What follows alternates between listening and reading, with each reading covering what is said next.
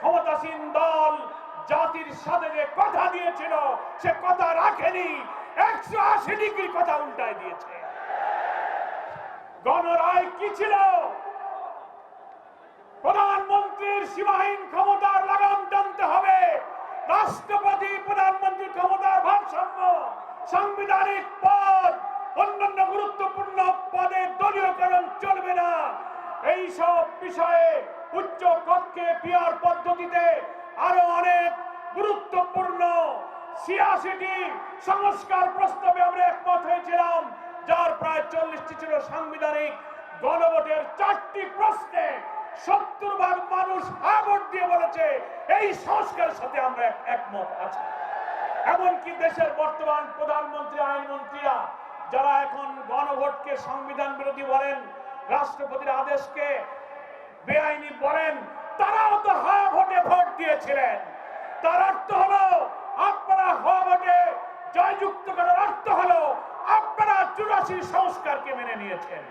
অথচ সেই হ্যাঁ ভোট দিয়ে এখন আপনারা বলছেন এটা সংবিধানে নাই, এটা বেআইনি, এটা রাষ্ট্রপতির এখতিয়ার নাই। ফলে পরিষ্কার ভাবে 11 দলীয় শীর্ষ নেতা বৈঠক করে সারা বাংলাদেশে আন্দোলনের কর্মসূচি দিয়ে 18 কোটি মানুষকে আমরা বুঝাতে চাই এই সরকার জনগণের সরকার নয়, এই সরকার কর্তৃত্ববাদী ফ্যাসিবাদের দিকে ধাবিত হয়েছে। এখান থেকে লাগাম টেনে আমাদের গণভোটের রায়কে কার্যকর করতে বাধ্য করতে হবে।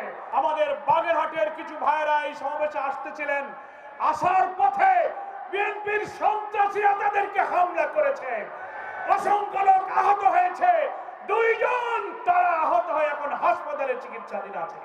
তাহলে এত শান্তিপূর্ণ সমাবেশ, এখনই আপনারা সন্ত্রাস শুরু করে দিলেন।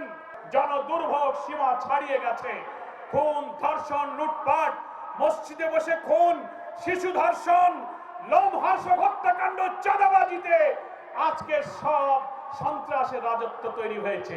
আপনারা এখানে চাঁদাবাজি করবেন, দলীয় করবেন, আর 11 দলের লোকদের অধিকার নির্বাচনী আসনগুলোতে বিভিন্ন ক্ষেত্রে বৈষম্য, বরাদ্দ, এমপিদের নামে মিথ্যা গুজব ছড়িয়ে আমাদেরকে ছোট করলে খুলনা বিভাগের মানুষ কিন্তু ছেড়ে কথা বলবে না।